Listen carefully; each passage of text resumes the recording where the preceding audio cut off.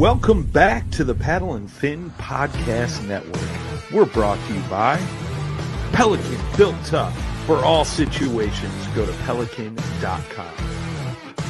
Yak Gadget, for all your fine kayak fishing accessory needs. Go to yakgadget.com. Eastport Marina, on the beautiful shores of Dale Hollow Lake, for all your lodging, kayaking, and fishing needs. Go to eastport.info. Now let's get this show started. Hey guys, it's Takeover Tuesday. Let's do this. Welcome to a special edition of the Rusty Hook Podcast, streaming live on Twitch, Twitter, YouTube, and Facebook. 1 hour of straight talk regarding tournament news, angler profiles, gear reviews, and more. Now let's get our show started by joining with John Rapp, our host.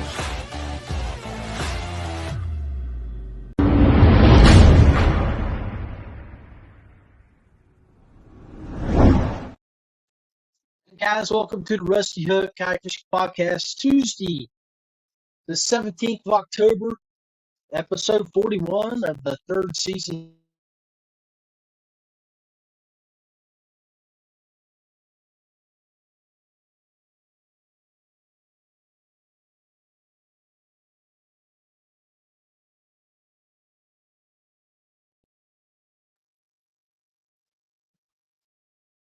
Yeah, we're streaming live on Facebook, YouTube, Twitter, and Twitch. So look for us there. Got a great show for you here, and I apologize for some delays. Internet signal goes off here with my Starlink, but we'll do the best we can. So I got a great lineup for you today. I got one of my teammates from the Field Free Kayak Fishing team. It's his rookie year. And we're going to bring him on and let him talk about his experiences, not only starting off his kayak fishing year, his first time really getting out and getting into the kayak fishing scene, but he jumps head into it, got into the kayak fishing scene, joined our team, and went out and became one of New York's club's Rookie of the Year for the club that he participated in. So without further ado, I'm going to bring on Virg from New York. Hey, John, how are you? Hey, brother. Hey, I'm doing all right. I appreciate you. I appreciate you taking your afternoon to jump on here with us and talk kayak fishing. So without further ado, first of all, tell us a little bit about you and what got you into fishing, and then how you got into kayak fishing. Yeah, thanks, John. First off, for having me as part of the team. I appreciate it. It's been an exciting adventure. I'm having a great time with it. So I've been fishing my whole life, as most people always say. Started with my grandfather when I was young. Bass fishing, trout, sea, ocean, it didn't matter. I just loved to fish. And then my wife and I started to travel, and we realized that the kayak seemed like the thing to do because we always ended up at waterfront sites and things like that. Excuse me. So started kayaking, but I didn't put the two together quite quick as I had hoped. And with the kayaking, I just kind of had a Pelican or one of the orange things from Tractor Supply, and just paddled around. And one night I just started taking my fishing pole out, and I said, this is really cool. So I started, as anyone does, got on the internet and started digging, and realized that I had a kayak dealer nearby that sold a fishing kayak, and I didn't really know much about them at that point. So I took a ride over and happened to have my truck, and I departed with a Moken 10, and that was my first fishing kayak. And from there, it really hasn't stopped. I think about fishing every day, as most of us do in the kayak world. And so I started rigging up the Moken, and I ended up going back the following season, which this is going back 2 years. So then I went back to the same store again and picked up a lure, 11.5. So that was my second kayak. And I said, this is really good. This is a Cadillac. So I ended up rigging that up some more. As you might guess, one rod turned into two rods. Next thing you know, I've got 4 or 5 sticking out the back, and it's developed. Yeah. And then, so then I started looking even more, because then I discovered kayak tournaments here locally in the Hudson Valley in New York. And then I got chatting with guys, and I went out for my first trip, which was Candlewood Lake, which I absolutely love Candlewood Lake. So I was out on the very first tournament. I think it was a classic, or I can't remember exactly what it was, but I had the paddles, and I said, okay, I'm going to give it a shot. And I got kind of beat up by the wind and the distances I needed to travel. So I started looking into the pedal idea, and I ended up talking to the tournament director, the president of the club, Rich Biggie, about a better boat, and picking his brain. And he says, I got somebody that might have one up for sale. So I ended up meeting Chris Goins, which is also a Feel Free member, and purchased the Dorado from him. So now I'm fishing a Dorado with a lot of mojo, and I some of that, my success is probably because of the mojo that Chris left on it. And so now that I got that, it's a single man bass boat, and I've really developed into being comfortable out on the bigger waters because of this boat and the stability. And again, I don't settle, so I ended up looking at, okay, what can I do for a motor? And I ended up putting the XI3 on the front, and with a GPS pinpoint, and that is an absolute game changer for me. And I have a lot of my success that's happened recently in the past couple tournaments is because of that. I'm able to fish the open water in the wind, and in spots that normally that I would either have to try to paddle or pedal. And again, it's preference, and I just chose that direction, and it's really helped me develop my fishing strategy. So yeah, it's been an adventure. So this year I've picked up on a lot of little things to learn in the fishing world just by asking questions, and that's the great thing about this community. Everyone is willing to help. So if you're new out there listening, don't be afraid to ask questions, because you'll get answers you'll need. So, and like you've done too, join a local club. Sure. Yeah. Yep. They guided you to the right directions. So yeah. I tell you, I've got a Moken 10, and I just got a Yak Gadget motor mount for the back of it built. I'm going to put my NK 180 on the back of that thing. I love the Moken 10. I tell you, I absolutely love it. It's a big guy kayak. I'm 260. I'm going to have that big motor on the back of it because it can hold 440 pounds. Right. A 10-foot boat that's light. I'm looking forward. I've got a Bixby on it right now that I've been using. I set it up for Beth, but she doesn't get out as much, so I use it. And I'm looking forward to really, really fixing that thing for 2024. That's great. And that, like you said, that Moken is so mobile. I mean, I can literally toss it in, and and the absolute stability of that boat for being 10 feet long is incredible, with 440 pounds of capacity. I mean, you really can't ask for much more. I mean, that's incredible. And I love the mobility of it. I'll throw it in and go catch a couple river smallies. We have the Hudson close by, and it's great for that. It's a great platform. Yeah, and you hit it on the head. It's a great river boat. So, yeah. I mean, it can be used for all aspects of fishing. Sure. But for river, you can't really beat it. No, and the draft on it's so minimal. It's great. I can skate over some of the rougher areas. Obviously, we have shallows in the Hudson, and very, very few times do I have to actually portage the boat. I mean, it does so well getting over the rocks and areas of shallow. So I love it for that. So it's excellent.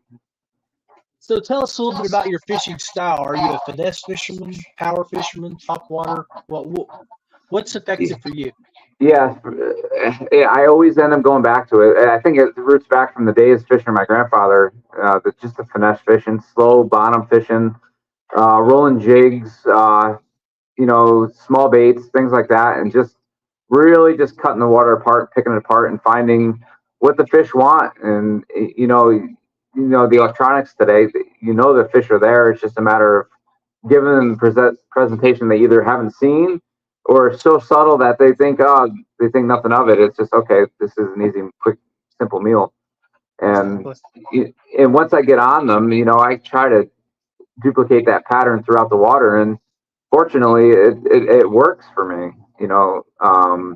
I spoke to you last night quickly, and we talked about the Lake George tournament. I had to power fish that entire tournament, and I it's amazing what it takes to do that all day long. It's actually taxing, and I'm not used to it. And Right. it's a different style, and guys hammer it and love it. But for me, it's back to the simple small baits, slow, and just taking my time and finding the fish. Cover a lot of ground when you fish, or is it do you just work a section and then keep working it back and forth and let fish reset? Yeah, it's a great question. Sometimes some of the waters here, I'll have to, cover some ground to find the bite. Candlewood Lake's famous for that, I believe. And, they're either there or they're not. And there's a lot of dead water there where there's just nothing happening. And the motor comes into play for that. And I'll just find another area on the maps that have the same structure or the depths, and I'll start there. And fortunately, it's worked for me. Drop shotting or whatever. In some of these areas where I don't believe to be fish, they tend to end up being there, which is kind of impressive in its own right. Just slowing down and taking my time and covering the water when I'm not getting the bite when I think they should be. So it's definitely it works for me, the finesse, for sure. Covering ground, that's one thing I had to learn to do. And early on in the tournaments, I wouldn't move. I had to become more flexible and open-minded to think that, okay, if I make that mile or 2 mile run, there'll be fish. And it paid off a couple tournaments. So not being centered in one spot or tunnel vision with what I think should work. The flexibility is one of the big things I've really had to learn this summer. So, yeah. You mentioned you use a spot lock for the XI3. Yep. What do you have it paired with? The Lowrance system that you can work it together and find fish and set up on them? Yeah. Well, what I do is I look for the structure, the points that have a rocky bottom or things like that, and I'll set up on that. I don't have it connected to the Lowrance. I have the Garmin, but I did learn that you can actually, there's a way to connect it so it'll navigate for you and right to your spot. But I would have to totally change my electronics. I'm not sure I'm willing to do that. But yeah, I'll just find the structure of the terrain. Navionics is huge, as everyone knows. So, Right. I'll just find that contour and follow the contour and keep an eye on my side scan and down view. Yep. And again, the GPS, like you said, the spot lock and pinpoint really just makes it that much easier, especially with a kayak. We kind of get blown around more than most boats. So being able to sit there and just be on top of where the fish are, it felt weird the first couple of times I was successful at that. So, yep. That's interesting. I use a Lowrance with side scans. I'm such a novice on it that I'm still struggling to use it. What did you do to make yourself better at using those applications? I'm naturally tech savvy, so I kind of dove into it head first. Last winter, before I even put the GPS together on my boat or the Navionics and Garmin, I YouTubed a million videos and picked through and figured out what works, what doesn't, and found guys on there that broke it down to what I understood. and just really got to know my electronics before I even went on the water this past spring. I did buy it last year, but then I upgraded and really kind of set it up right this year. And, asking questions. One of the guys that worked for me here where I work, he's a big fisherman, kayak fisherman, successful. And so I'm always picking his brain because he's in it longer than I am, and he knows the ins and outs of the electronics too. So finding a good mentor. Let's mention that. Yeah, and finding somebody like that's gold. I mean, Yeah, especially for when sure. they work with you. Yeah, we talk fishing. We get sidetracked so often. It makes the day go quick. It does, I bet. Hey, well, stand by here a second. I'm gonna run a couple videos, and then we'll be Sure. right back. Z-Pro Lithium serious power in 12, 24, and 36 volt applications. Bluetooth capable. Go to Z-Pro Lithium for more. Dubro Fishing, American-made marine applications and locally manufactured soft plastics. Visit dubrofishing.com. Feel free kayaks, paddle, pedal, or power. There's something for everyone. Check out feelfreeus.com. Yak Gadget, American-made kayak fishing accessories and gear. Go to yakgadget.com for your rigging needs. Ace Adventure Resort, West Virginia's #1 destination for hiking, biking, ziplining, whitewater rafting, and more. Check out aceraft.com. Westbrook Supply Company, Georgia's premium supplier for all your kayak rigging supplies and fishing equipment. Go visit westbrooksupply.com.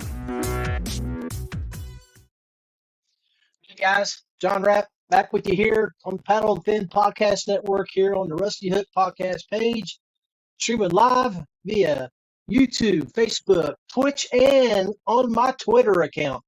So if you're watching, hit that like button, subscribe, follow, and make sure you go over to the Virg's pages and check him out. When we bring him back on, we'll get him to tell us about where you can find him. So without further ado, let's bring back Virg for the second half of the show. Hey, Virg, you're back, baby. Thank you. Thanks, John. Yeah, so you can follow me on YouTube, HGH Outdoors. I got a lot of videos on there that display on how to rig the kayak, things like that, some of my builds and items there, and some of my adventures. I still got a lot of editing to do on a couple of tournaments, so we'll get them up when the fishing season slows down. So Definitely. It's the good thing about this time of year. You can work on your video work. And, of course, as you mentioned earlier, a lot of guys can start researching YouTube for the stuff that they plan on buying for Christmas, that they're going to use for the spring, and get familiar with that and start their builds for them.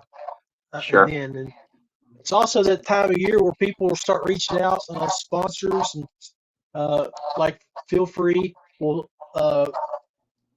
have team members reapply and reach out and get new team members and things like that. So it's a great time of year. Yeah, for sure. It's like I said, I'm always thinking and trying to figure out what I can do next. And there's some modifications, and I kind of screwed up my wife. I'm potentially looking at a new boat, so I may be wanting to upgrade to the V2. I love the Dorado platform, so that may be in my future. We'll have to see how that lands, but it'll be another build. So I had a V1 for 2 years, and when they were coming out with the V2, I sold mine to a guy here in West Virginia, and then it got delayed from March to August when they were coming in across the ocean, and so that's when I outfitted my Mokins. Now nice. I don't know if I want to go. I don't want to go back or not. I'm having a hard time because I bought a lure 11.5 and I had it heavily decked out. Yep. But it just didn't meet all my needs, so I sold it to a friend of mine here and went back to my Mokin 12.5. Yep. So yeah, it's hard, man. You know these boats you can customize them so much, but then there's certain little intricacies. They're like, well, I don't like how that feels, or I don't like how this is laid out. Exactly. That's one thing about the Dorado. It's got a lot of room, and what I like about it's the side channels where you can store stuff. Yeah, absolutely. it's a game changer. Yeah, Well and designed. that's the Dorado has a lot of real estate for storage on the sides Yeah. of it in the dunnage area. I put my little, I think they're 3600s. And some of the fish photo pictures, it looks like a yard sale of stuff on the sides, but it keeps the deck clear. I'm able to put my Yeah. measuring board down there, the catch board. Now that I'm not using pedals for a good portion of the things, I use the storage area from my lure. I put in there for extra storage, the little storage pod. So yeah, the Dorado is great for that. And again, it's just a great platform. I actually added the 360 seat to it, and that really is. I'm able to reach the bottom. It's kind of a dig to get down there, but the deck I can reach. Yeah, for sure, and Yeah. that actually helps a little bit for me because I'm short, so I'm able to stand up easier, and I'm not as nimble as I used to be. And it's nice, I'll stand a lot, but I can even, like, if I need to skip a dock or something, I just unlock that seat, spin it to the side, and I'm sending it underneath the dock with no problem, just by the ability to turn the seat. So it works good. And again, it's the tinkering adjustments change. So I like to be dynamic. I still have my swivel seat that I had for my lure 11.5. Yep. I'll probably need to get rid of it, sell it to somebody that needs it. But I do have one for my Big Fish 103, and Yep. it makes a huge difference.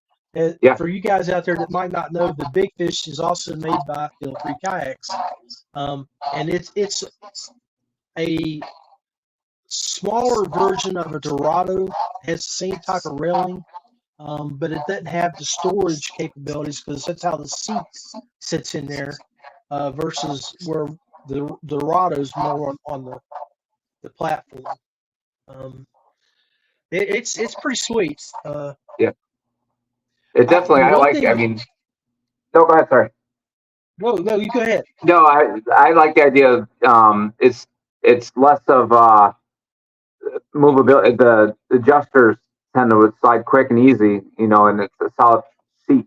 And I like the idea of that adjustable back the way it is too. It reminds me of the Moken, the seat structure, and I love the Moken seat. So, but on another note, when you get ready to part with that 11.5 seat, let's definitely talk. Okay. Yeah, maybe we'll get together and we'll get to you somehow or another. Yeah, for sure. I'll have to make that reason come down and go do some fishing. Yeah. Well, we were talking last night on the Feel Free fishing team video show. I really want to see some of you guys up north. Everything, of course, is about money. But if we could do a tournament like it in Alabama or even like Susquehanna, where it's a little closer to you guys, sure. We all get a house, come up for a week, and just do a lot of video content, a lot of camaraderie. Just spend time together, and then fish the tournament when that time rolls. Or even so, who says it has to be a tournament? Right. We could still get a house and all just go out and do a week of fun fishing. And that'd be great, like a destination point where we all can kind of have like a meet and greet for the folks that can make it. I'd be absolutely down for that. It would be that would be something good. We should do. Yeah. And that's plenty of time to plan. That's a good winter project. Yeah, well, I'll definitely have to sit down with you guys, see what we can come up together once everybody gets their schedules for the tournament year, and they say, okay, I'm going to dedicate a week for this, and then we all say we do it, and we figure out a place to go. Lake Erie, would be a good spot too. For sure, there's plenty of opportunity there. I mean, there's a lot to take in up there. That'd be fun. We're actually out there. Well, I like but that's your home water. You kind of, that's your go-to lake, right? I mean, you're pretty familiar with that water. I've been up there every year for the last 2 years. I go up with some friends here with my local club. We rent a cabin for a week, and we just go out and fish. and we catch them when they're spawning. They're coming in to spawn. So somebody like you that has an XI3, my buddy that's got an XI3 on his Hobie, I mean, he's got one of those Hummingbird 360s. Yep. He can find them honey holes when they're down in their spawner, find the fish in them, and he'll just set up on them. He'll catch 25 to 50 fish a day. Oh, that's incredible. So don't take it personal. I'll be following you around up there if we make that happen. Hey, I'll be following you. You got the XI3.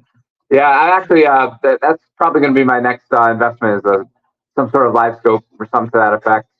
I started picking folks' brains and just trying to see what would work and how I might rig it on the Dorado and just see what if it's a feasible option. And I think it'll work. I mean, I use the front for a battery, but we'll see how it goes.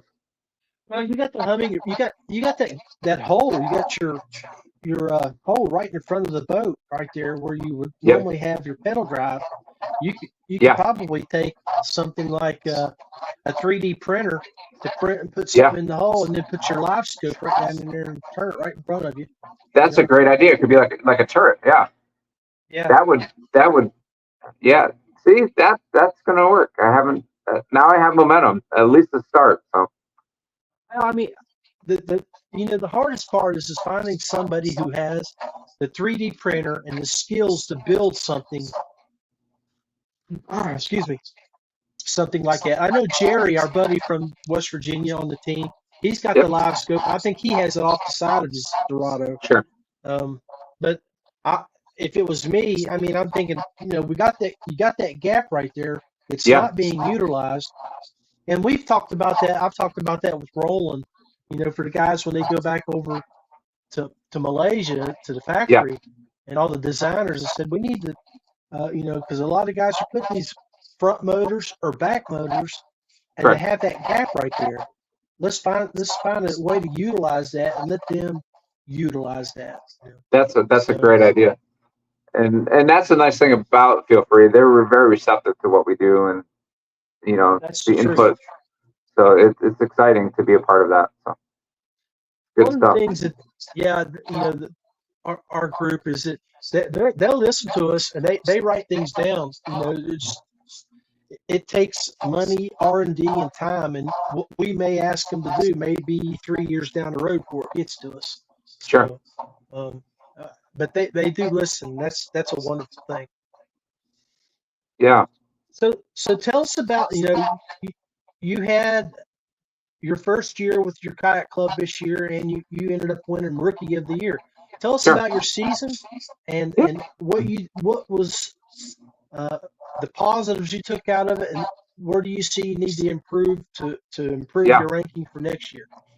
Yeah, for sure. And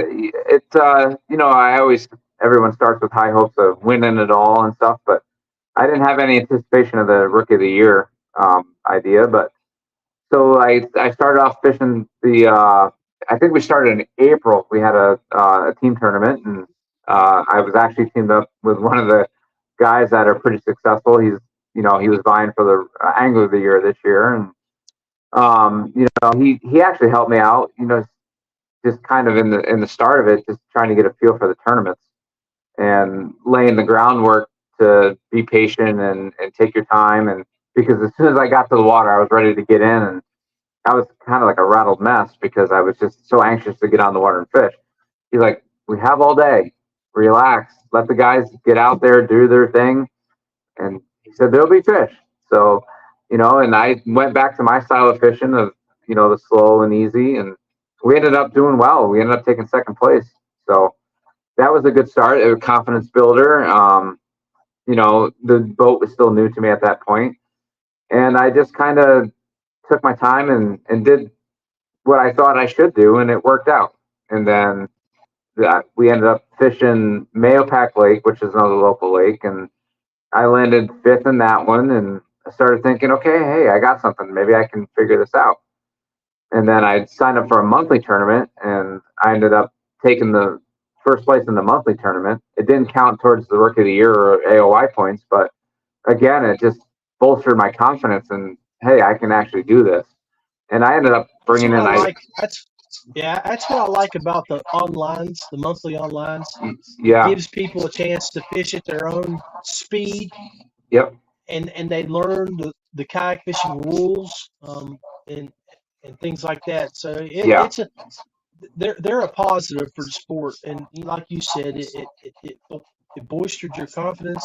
yeah, yep, You get familiar with your kayak, taking photographs. I mean, a lot of us are really good at catching fish, yeah. but when it comes to tournament fishing, you have to be able to get that photograph, Ooh, and yeah. You want to talk about? that's a learning curve right there. Yeah, I struggled with that, and I'm not going to lie. I had some bumps with that. I couldn't get it right, and that helped a lot. I ended up bringing in like 96 or 98 inches for the monthly, which for myself, but it was a milestone. But what I did learn is taking the pictures. The CPR part of it was all new, so I really had to like slow it down, and I literally stopped touching the fish because I was having problems with my hand placement. Everything. It was kind of like I felt like everything was going against me with the CPR part of it. So I just kept practicing at it, and even now, like for those that are listening that are new, do what I did. I still do. I take pictures of every fish that I can, put them on the board, and just practice with it. And that's, you'll find what's going to work. And that was the biggest learning curve, was getting those pictures right. And because just my luck is there's a lot of challenged fish that I put up because of it. Fortunately, I took a lot of pictures because I was doing it wrong, and to get it right, it takes practice. It does, and that's a real good point of that. So, Yeah, and well, then, I mean, yep, as you know, with the Dorado has gunnels, and the good thing about the way it's designed is you can take your catch board, put it right up inside on one gunnel, and run yep, it through on the other side. Or if you want it elevated, you can angle it. That way you can put the fish on there, and it has its weight on there. Guys, always wet your catch board before you use it, because one, if you're in a very hot day, that metal gets hot. The fish, as soon as they hit it, they want to get off of it. So wet it, cool it off. And the other thing is Virg probably can attest to, is have a system.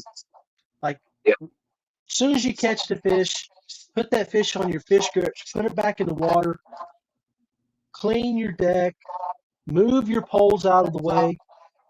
Go ahead, get your camera ready in advance, so you don't have to do it after you try to grab that fish and put it down there. So that way, as soon as you put the fish down, you're ready to photograph. right. And I have a routine now because of that. That very thing you just said is key. I set it up the same way. I actually invested in a deeper net, so the fish is in the water comfortably. It kind of chills out the fish for a minute or two. I clear my deck. I don't want anybody seeing the worms or whatever I'm using. I guess that's part of it. But people used to pick on me because I had all my baits in the pictures, and I learned that's not the best thing. Oh, Big secret. you don't want to. Let's see if I can do it. I got a new computer. I have so much.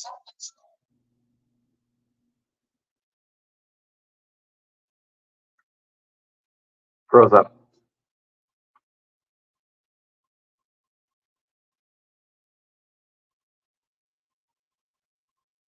I lost you there for a second. Yeah, sorry about that, guys and gals. My glitch. But my deck is covered with baits, Walmart bags, everything you can think of. It's awful when you see that catch board laying on top of everything.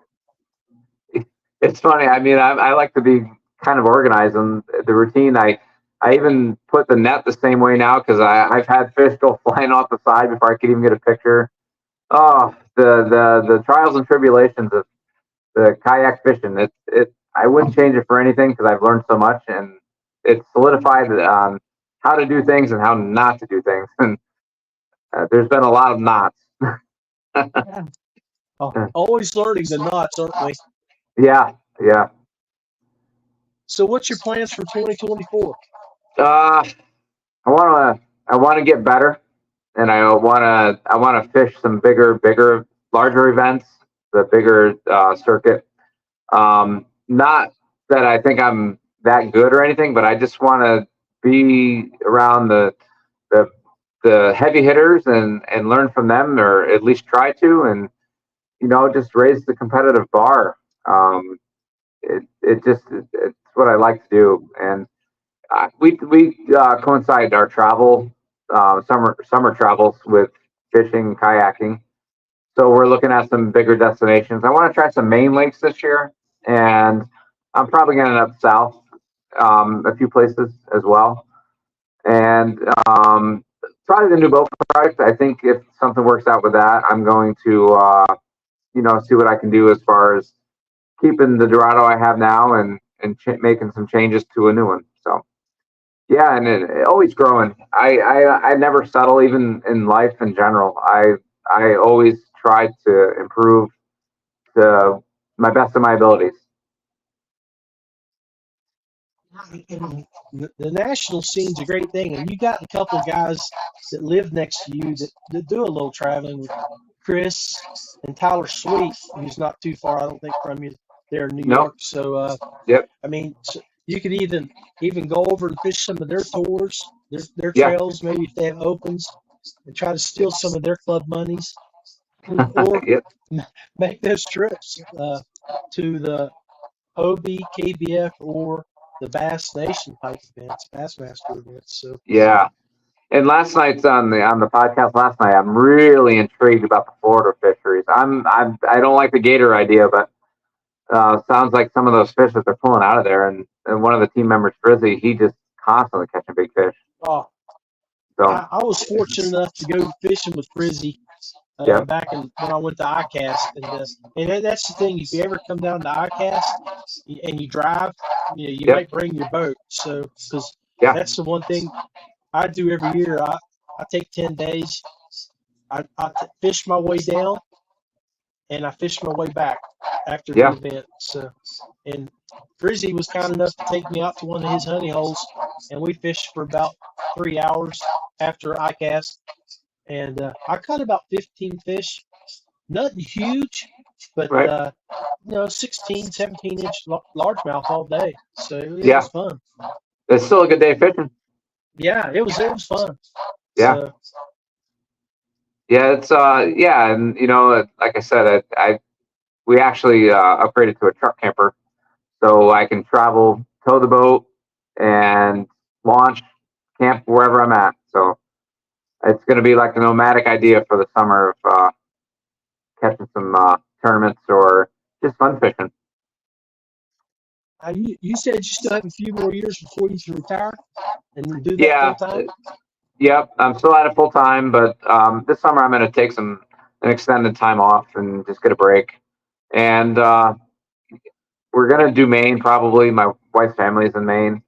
And then, like I said, I don't have an exact idea or plan yet for the South, but I want to hit some areas. I've been to Kentucky fishing. I actually had the Moken. I fished with my Moken out there, and that was fun. The water was incredible. It was like I had a little fish finder, and it was like read 90-degree water on the surface, and it was just incredible. I didn't do too well there. I hadn't embraced the whole kayak fishing planning type thing. I just was kind of on a whim. So, Which but lake I'll was probably it? hit out there again. Sorry. Which lake was it in Kentucky? Lake Barkley, and then it was the area land between the lakes. So Yeah. If I fished the power line lake in the land between the lakes, and I had as my very first KBF tournament back in 2014. I think it was their biggest event, their first event of the year before they started getting into their yearly events and national championship. And then I skunked for the tournament, but I caught a fish. But like we were talking about earlier, being very new into the sport, when I was trying to photograph it, I lost it off my board. It was a 16-inch fish, so I ended up skunking for the tournament. Oh, But the following year, I went back for the national championship, and I finished 19th out of 4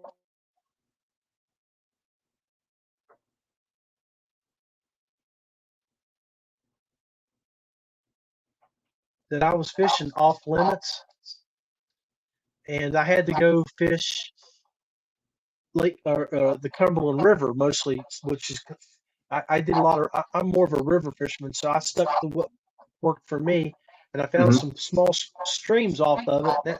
That's how I was successful in that event. I found sure. some places that the big largemouth was going back in to spawn, and Yeah. I got lucky. So And and you hit on the head. That's my style too. You know, kind of like pinched areas where it's tighter for the fish. It's easy, for me being new. It's easier to locate the fish, and that's like yeah, you asked about what my plans are, and that's improving. My big open water fishing ability. So I have it's like all the pieces. Yeah, all the I pieces say are in that place. I just two got to get. things from like the same thing. I'm the same way, and I say it every year, but I never really improve.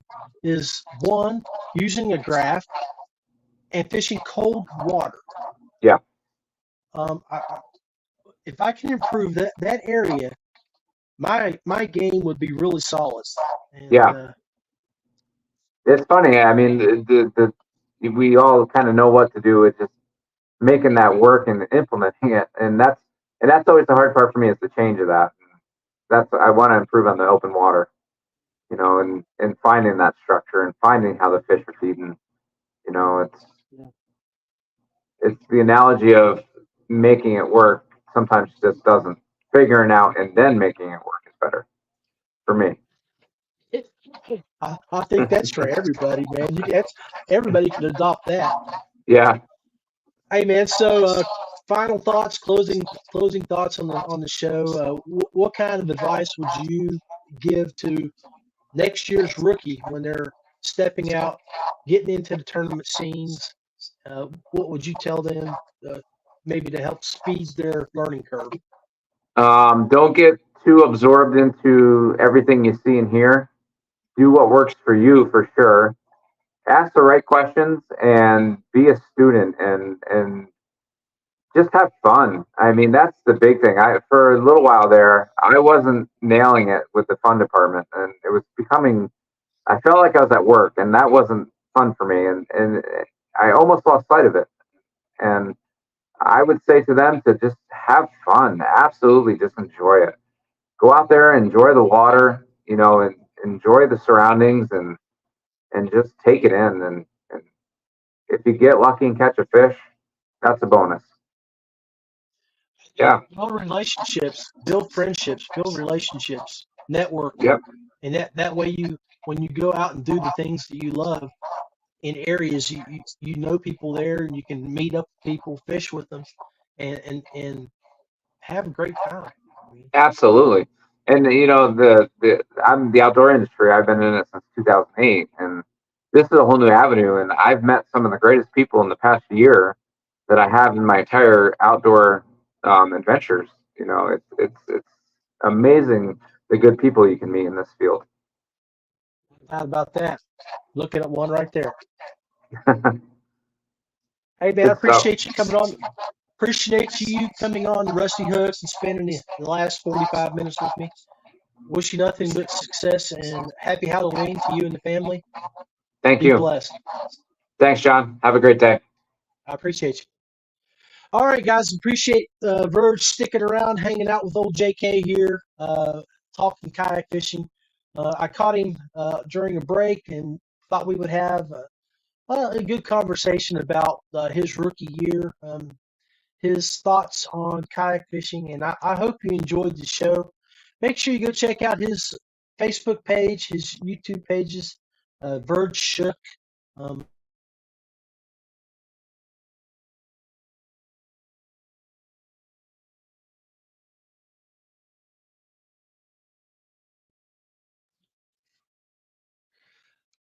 and also, thank you for putting up with these little hiccups that I had with my internet coverages here within the middle of God's country in West Virginia. On Starlink, leaves are falling off, so my signal's getting a little better. Be safe. Have a great day. Next Tuesday, we will do our Halloween special, so make sure you tune in. Nothing but love for everybody.